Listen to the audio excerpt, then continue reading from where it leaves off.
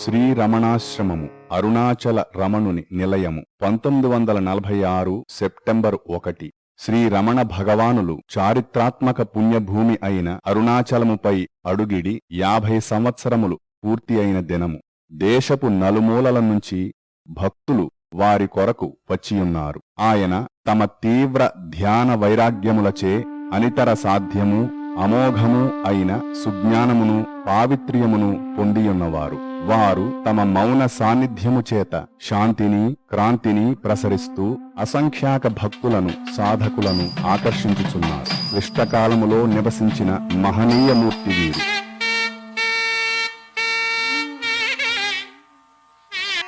దక్షిణ భారతదేశంలోని మధురై పట్టణానికి 30 మైళ్ల దూరంలో తిరుచులి గ్రామం ఉన్నది.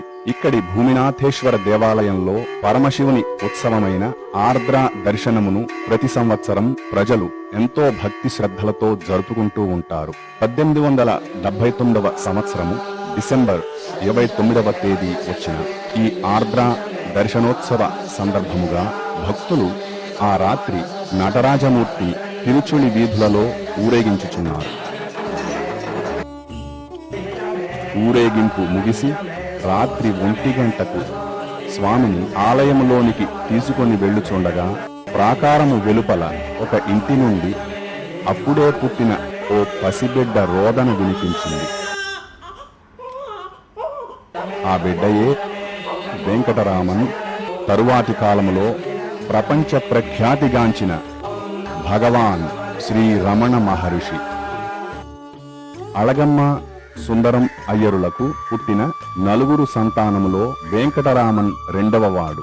సుందరమయ్యరు స్వయం కృషితో పైకి వచ్చిన ప్లీడరు. తెలివితేటలకు ఆ చుట్టుపక్కల అంతటా ఆయన ప్రఖ్యాతి వహించారు. వారు ఇంటిని కట్టినప్పుడే వారి కుటుంబానికి ఒక భాగము, యాత్రికులకు అతిథులకు ఒక భాగంగా కట్టడం అన్నదే వారి ధర్మ నిరతికి నిదర్శనము. నేడు ఆ ఇల్లు నిత్య పూజలకు నిలయమై ఒక దేవాలయంగా తరచు యాత్రికులచే దర్శింపబడుతోంది. సుందరమయ్యరు పట్ల ప్రజల అభిమాన గౌరవాలు ఎంతటివంటే వారు రాత్రులు ప్రయాణించవలసి వచ్చినా వారి బండిని దొంగలు కూడా బాధించేవారు కారు. వారి సహధర్మచారిణి అళగమ్మాళ్ దయార్ద్ర హృదయ, కష్టించి పనిచేసే ఇల్లాలు, సాంప్రదాయిక కుటుంబిని. ఆమెలో అణగి ఉన్న ఆధ్యాత్మికత ఆమె చరమదశలో పుత్రుని మార్గదర్శకత్వములో ఫలించింది. వెంకటరామన్ తన ఈడు బాలురతో కలిసి ఆ ఊరి ఎలిమెంటరీ స్కూల్కు వెళ్లేవాడు. అప్పుడప్పుడు తోటి బాలురతో కలిసి ఊరి చివర గల కౌండిన్య నది గట్టున ఆటలాడేవాడు. తరువాతి కాలంలో ఒకసారి భగవాన్ పాత సంగతులు గుర్తు చేసుకుంటూ ఇలా అన్నారు: మేమంతా కౌండిన్య నదిలో స్నానం చేసి ఓ బిందెతో నీరు తీసుకుని అక్కడే ఉన్న కాళయార్ లింగానికి అభిషేకం చేసి ఆహారాన్ని నివేదన చేసి తరువాత భుజించేవారము. పక్క ఊరి పిల్లలు కూడా మాతో కలిసేవారు. చీకటి పడే వరకు ఆడుకొని ఇంటికి చేరుకునేవారం. ఈ విధంగా వెంకటరామన్కు 12 ఏళ్లు గడిచాయి. 1891లో పై చదువుల కోసం దిండిగల్ మున్సిపల్ హైస్కూలులో చేరేందుకు దిండుగల్లు నందలి బంధువుల ఇంటికి వెంకటరామన్ను పంపారు. దిండిగల్లు పట్టణం తిరుచులికి ఉత్తర దిశగా 70 మైళ్ల దూరంలో ఉన్నది. సంవత్సరము కాకముందే తండ్రి సుందరమయ్యరకు తీవ్రమైన జబ్బు చేసిందన్న వార్త విని వెంకటరామన్ వెంటనే దిండిగల్లు వదలి తిరుచులి చేరాడు. కొద్ది రోజులలోనే, అంటే 1892 ఫిబ్రవరి 18వ తేదీన సుందరమయ్యరు పరమపదించారు. యజమానిని కోల్పోయిన వెంకటరామన్ కుటుంబం జీవనాధారము లేకపోవడంతో తలా ఒక చోటుగా బంధువుల ఇళ్లలో చేరారు. వెంకటరామన్ వారి సోదరుడు మదురైలో ఉన్న పినతండ్రి సుబ్బయ్యరు ఇంటికి చేరుకున్నారు. అళగమ్మాళ్ కూతురు చిన్న కొడుకుతో కలిసి దగ్గరలోని మానా మదురైలో ఉన్న చిన్నమరిది ఇంటికి చేరారు. మీనాక్షి దేవాలయంతో విలసిల్లే మదురై ఎంతో కోలాహలంగా ఉండే పెద్ద పట్టణం.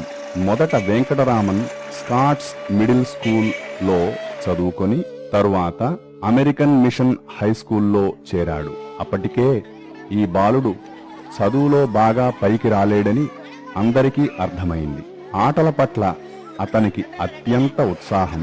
చదువంటే పరమ నిర్లక్ష్యమే కాని అతనికి కల అద్భుత జ్ఞాపక శక్తి అతని పెద్దలకు ఒక విధమైన ఊరటను కలిగించేది. ఇప్పటి వరకు వెంకటరామన్ జీవితానికి ఒక అర్థమో లక్ష్యమో లేదు. వైఘానదిలో ఈతలు కొట్టడం, ఆటల పోటీలలో పాల్గొనడమే ఎంతో ఇష్టమైన పనులుగా ఉన్నాయి. మంచి ఆరోగ్యం, బలం కలిగి ఉండడం వల్ల అందరిలోనూ అతనిదే పైచేయి. వెంకటరామన్ యొక్క అసాధారణమైన లక్ష్యానికి అనుగుణమైన మొట్టమొదటి సూచన అతని 16వ జన్మదినానికి కొంత ముందుగా 1895 నవంబరులో జరిగింది. తన బంధువు ఒకరిని వెంకటరామన్ ఎక్కడి నుంచి వస్తున్నారు అని అడిగాడు. అందుకు అరుణాచలం నుంచి అని సమాధానం. అరుణాచలం అన్న పదం వెంకటరామన్ను దిగ్భ్రాంతుణ్ణి చేసింది. అరుణాచలం అంటే ఎంతో పవిత్రమైనదని మాత్రము అతనికి తెలుసు.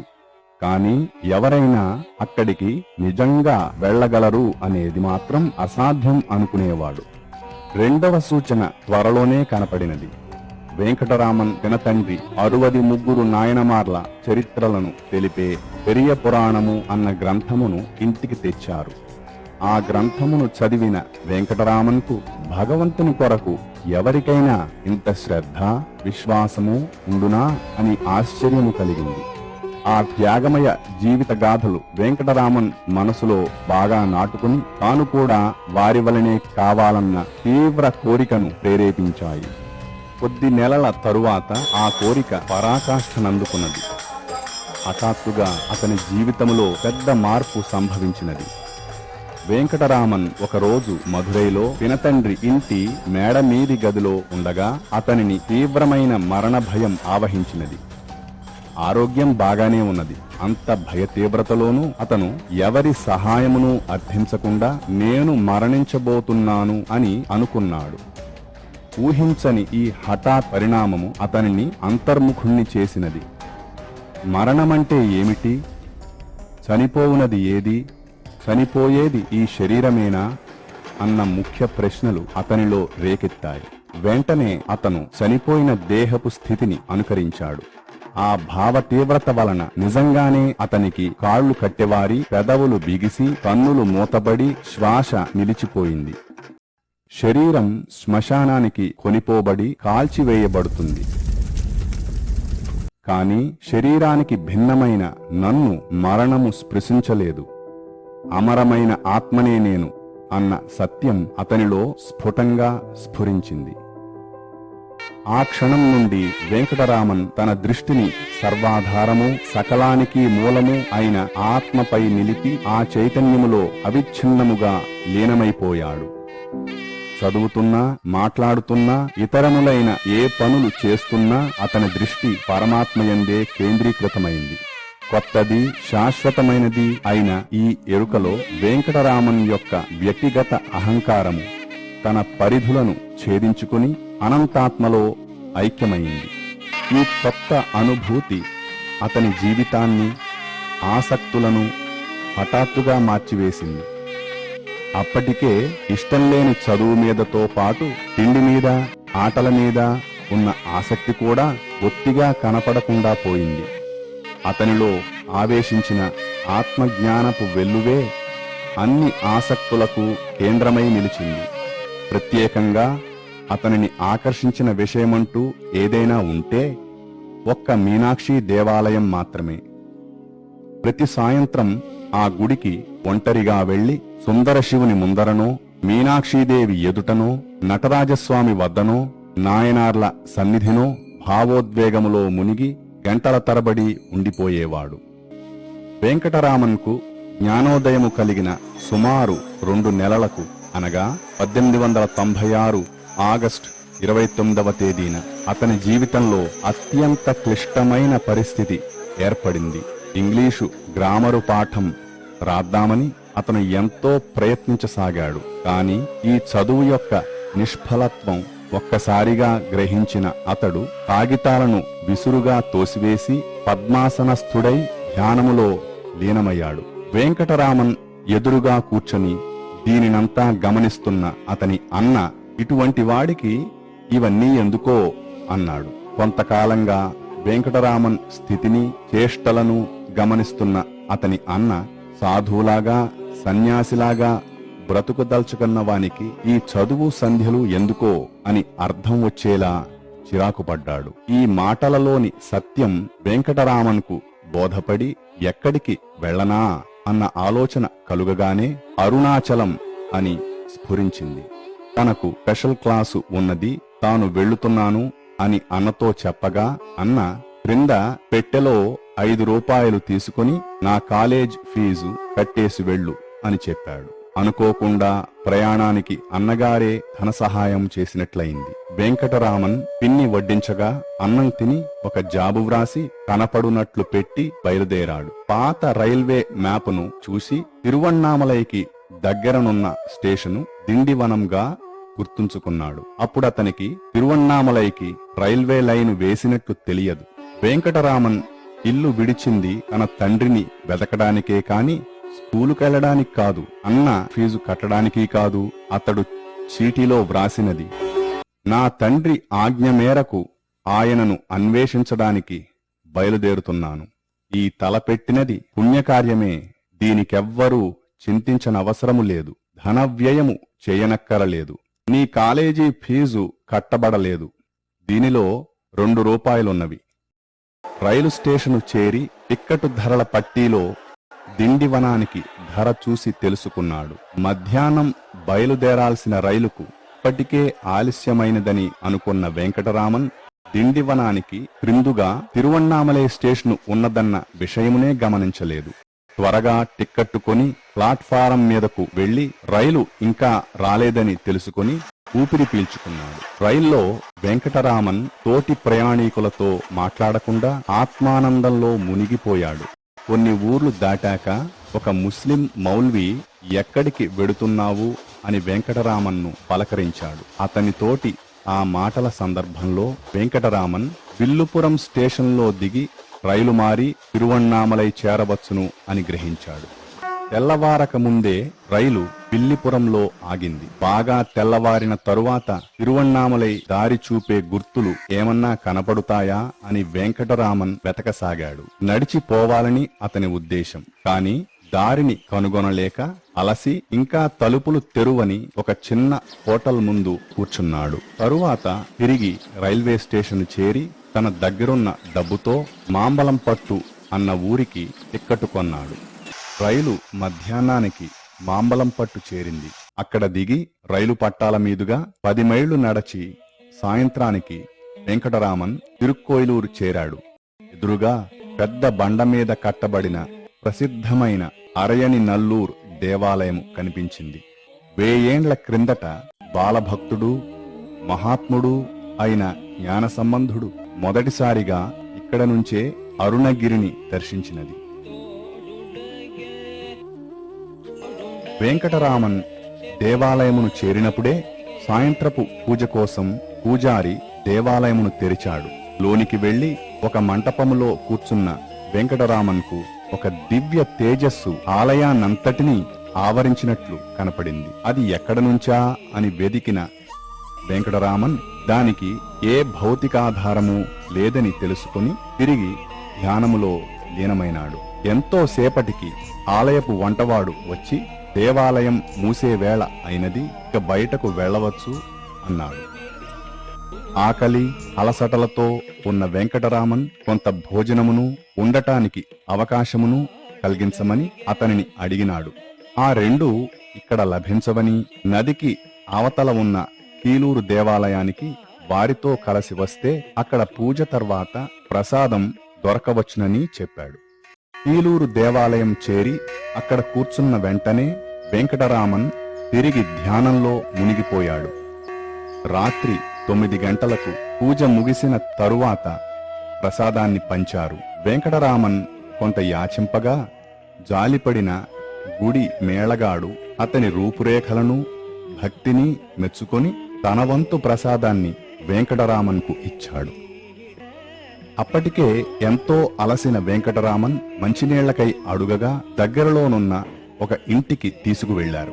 నీటికై వేచియుండిన వెంకటరామన్ అలసట వలన నిద్రయో మూర్ఛయో తెలియని స్థితిలో అచేతనంగా పడిపోయాడు. తెప్పరిల్లిన వెంకటరామన్ కొంచెం నీరు తాగి నేలపై పడిన ప్రసాదమును తిని అక్కడే పడుకొని నిద్రపోయాడు. మరునాడు ఆగస్టు 31వ తేదీ సోమవారము, శ్రీకృష్ణాష్టమి. వెంకటరామన్ నిద్రలేచి తిరిగి మళ్లీ అలసిపోయినాడు. ఆకలి వేస్తోంది. తిరువణ్ణామలై ఇంకా 20 మైళ్ల దూరంలో ఉన్నది. కీలూరు దేవాలయం దగ్గర ఉన్న ఒక ఇంటికి వెళ్లి భోజనానికై యాచించాడు. ఆ ఇంటి యజమాని ముత్తుకృష్ణ భాగవతార్. వారి సోదరి ఆ పిల్లవాని తేజస్సును చూచి, ఈ పుణ్యదినం నాటి ఉదయమే ఇటువంటి బిడ్డడు కనపడినందుకు ఎంతో సంతోషంతో ఆదరించి అన్నం పెట్టింది. వెంకటరామన్కు తన చెవినున్న 20 రూపాయల విలువ కల పెంపుల పోగులు గుర్తుకు వచ్చి వాటిని ముత్తుకృష్ణ భాగవతార్ వద్ద కుదువపెట్టి 4 రూపాయలు తీసుకున్నాడు. స్టేషను చేరిన వెంకటరామన్ తిరువణ్ణామలై వెళ్లే రైలు తరువాతి రోజు ఉదయమే అని తెలుసుకుని ఆ రాత్రి తిరుక్కోయిలూర్ స్టేషన్లోనే నిద్రపోయాడు.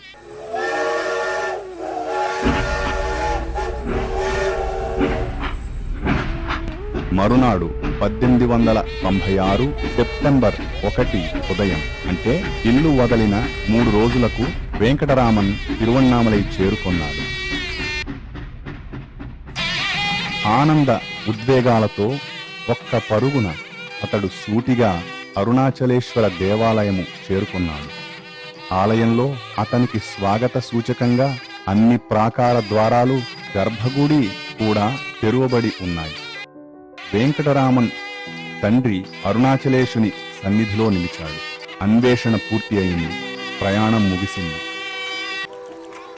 దేవాలయాన్ని వదలి వెంకటరామన్ తిరువణ్ణామలై పట్టణంలో సంచరిస్తూ అయ్యంకుళం అన్న కోనేరు వద్దకు చేరి చేతనున్న వస్తువులతో సహా చిల్లర 3.5 రూపాయలు కూడా ఆ కోనేరులో విసిరివేశాడు. అతడు ధనాన్ని ముట్టడం అదే ఆఖరుసారి. కట్టుకున్న ధోవతిని చించి ఒక ముక్కను కౌపీనముగా ధరించి మిగిలిన బట్టను ఆ కోనేటిలో విసిరివేశాడు. వైరాగ్య భావనతో ఈ బాలుడు చేస్తున్న పనులను అక్కడే ఉండి గమనిస్తున్న ఒకతను, ఓ మంగళవాని దగ్గరకు వెళ్లి ఆ జుట్టు కూడా తీయించుకోరాదు అని హాస్యాలాడాడు. అట్లే వెంకటరామన్ తలనీలాలు తీయించుకున్నాడు.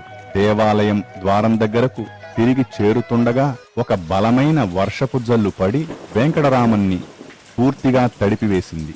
ఈ స్నానం సన్యాసానికి ముందు జరిగే క్రియగా సంభవించినట్లయింది. వెంకటరామన్ దేవాలయమునందున్న 1000 స్తంభాల మండపములోనికి వెళ్లి కూర్చున్న తత్క్షణం ఆత్మానందంలో మునిగిపోయాడు. అడగు సుందరం పోలగము నీయుముట్లు అవిన్నమాయిరుక్కో మరుణాచల.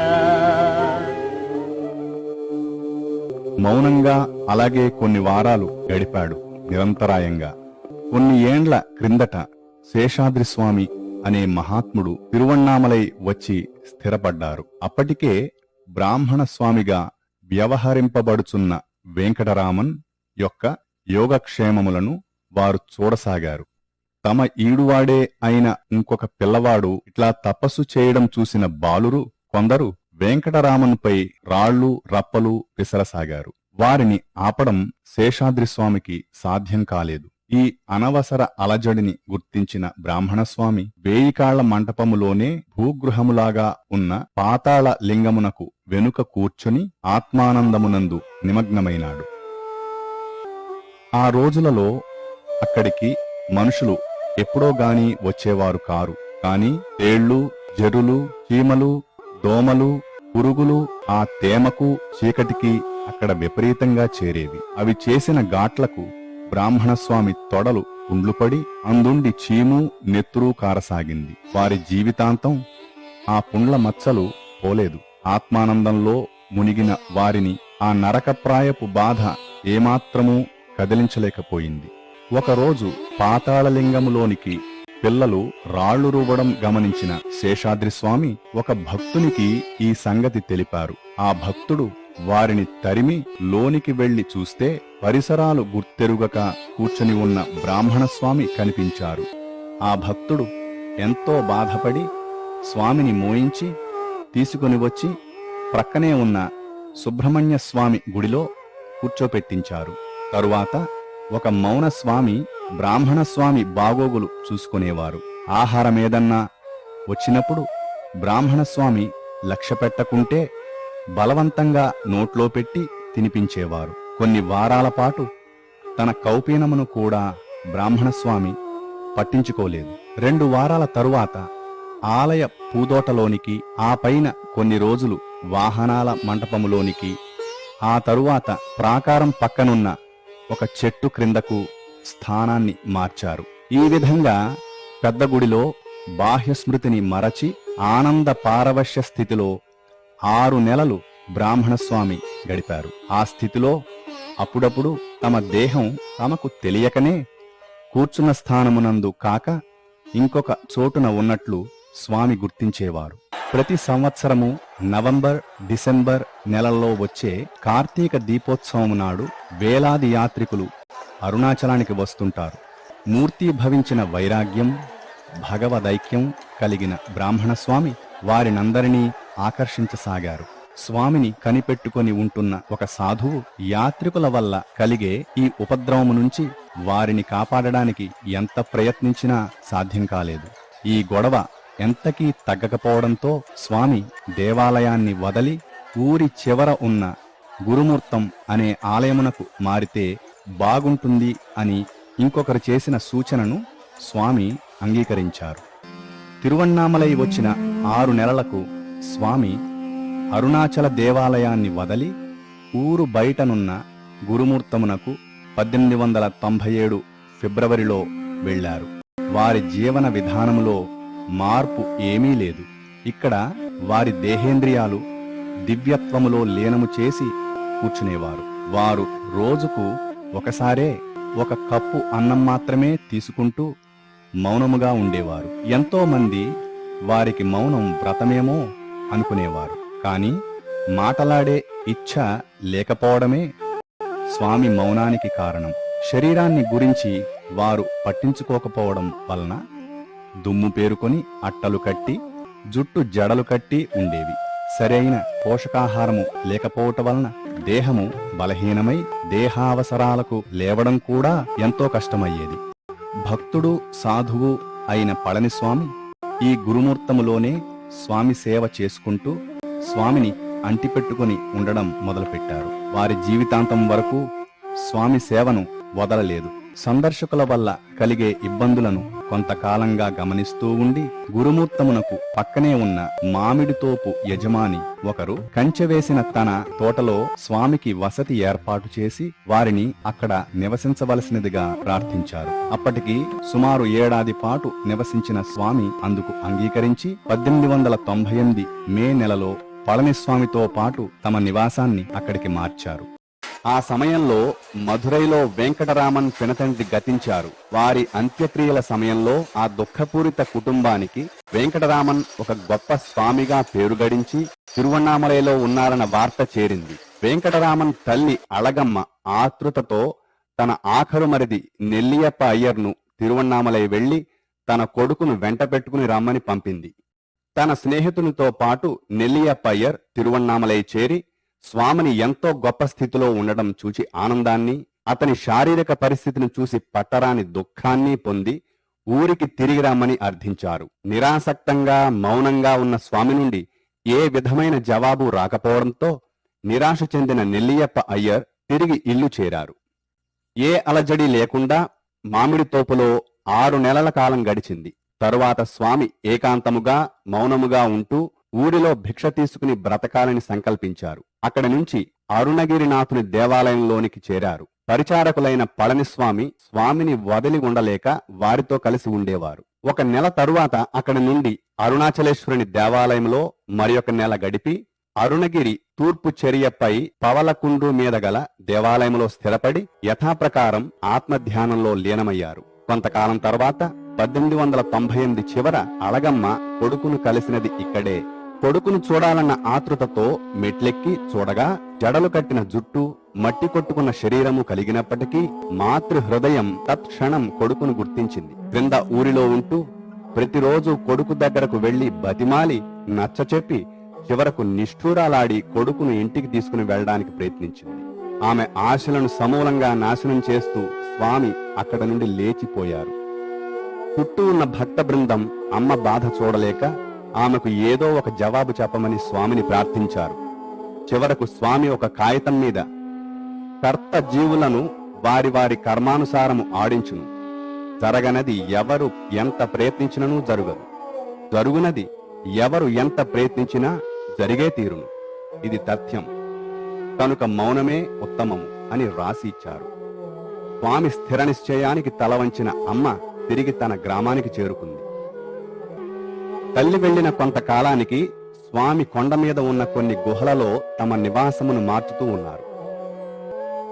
1900 నుండి 1916 వరకు విరూపాక్ష గుహను తమ నివాసం చేసుకున్నారు. తరువాత 1922 వరకు స్కందాశ్రమంలో గడిపారు. విరూపాక్ష దేవులు 13వ శతాబ్దానికి చెందినవారు. వారి సమాధి ఉన్న గుహకే విరూపాక్ష గుహ అన్న పేరు కలిగింది. ఎండకాలమునందు ఆ గుహ పక్కనున్న సెలయేరు ఎండిపోయి గుహలో వేడి భరింపరానిదిగా ఉండడం వల్ల స్వామివారు శిష్యులు కలిసి దగ్గరలోనే ఉండి నిరంతరము నీరు కలిగి చల్లగా ఉన్న మామిడి గుహకు వెళ్లేవారు. స్వామివారి మొదటి ఫోటో 1900 సంవత్సరములో వారు మొదట కొండ మీద చేరినప్పుడు తీయబడింది. అందులో స్వామి అందమైన యువకుడుగా, మహా తేజస్విగా, గాంభీర్యం ఉట్టిపడుతూ కనపడతారు. కొండ మీద గడిపిన మొదటి రోజులలో స్వామి మౌనంగా ఉండేవారు. ఎంతో మంది ఆయన తేజస్సుకు ఆకర్షింపబడ్డారు. త్వరలోనే వారి చుట్టూ ఆశ్రమం ఏర్పడింది. ఎప్పుడైనా భక్తుల ప్రశ్నలకు వివరాలు, భక్తులకు ఉపదేశములు స్వామి కాగితంపై వ్రాసి ఇస్తూ ఉండేవారు. భక్తులకు శిక్షణ ఇవ్వడములో స్వామివారి మౌనము ఏ విధంగానూ అడ్డుకాలేదు. మౌనోపదేశమే శక్తివంతమైనది. అలజడిగా ఉన్న భక్తుల మనసులు స్వామి సన్నిధిలో శాంతించేవి. ఎంతో కాలముగా ఆశించిన ఆధ్యాత్మిక అనుభూతులు భక్తులకు అప్రయత్నంగా స్వామి సన్నిధిలో కలిగేవి. భక్తుల హృదయాలను సమూలంగా మార్చివేయగల శక్తి వారి మౌనమునకు ఉండేది. స్వామివారిని దర్శించిన మొదటి విదేశీయుడు పోలీస్ ఆఫీసరు F.H. హంఫ్రీస్. ఆయన ఇంగ్లండ్లో ఉన్న తన స్నేహితులకు ఇలా ఉత్తరం రాశారు. ఆ గుహను చేరిన మేము వారి పాదాల చెంత మౌనంగా కూర్చున్నాము. ఆయన సన్నిధిలో నేను దేహాతీత స్థితిని పొందినట్లు గ్రహించాను. ఒక అరగంట సేపు తమ గంభీర ధ్యానము నుండి చెదరని వారి కనులలోనికి మేము చూస్తూనే ఉన్నాము. వారి దేహము మానవ మాత్రము కాదని, భగవంతుని ఉపకరణం మాత్రమేనని మాకు అర్థమైంది. అచేతనంగా కూర్చుని ఉన్న వారి శరీరము నుండి భగవంతుడు బ్రహ్మాండమైన శక్తిని ప్రసరింపచేస్తున్నాడు. వర్ణింప నలవి కానిది ఈ అనుభూతి. శివప్రకాశం పిళ్ళై అన్న అతడు 1902లో ప్రభుత్వ ఉద్యోగరీత్యా తిరువణ్ణామలై వచ్చారు. యువకులైన బ్రాహ్మణస్వామి గురించి విని వెంటనే కొండమీద వారిని దర్శించి ఎంతో ప్రభావితులైనారు. అప్పటికీ మౌనముగా ఉన్న స్వామివారిని 14 ప్రశ్నలను వేశారు. స్వామి సమాధానములను వ్రాసి ఇచ్చారు. ఈ ప్రశ్నలు జవాబులు తర్వాతి కాలములో నేను ఎవడను అన్న పుస్తక రూపంలో వెలువడ్డాయి. ఈ చిన్ని పుస్తకము భగవానుల మొదటి ఉపదేశములుగా నేటికీ నిలిచి ఉన్నాయి.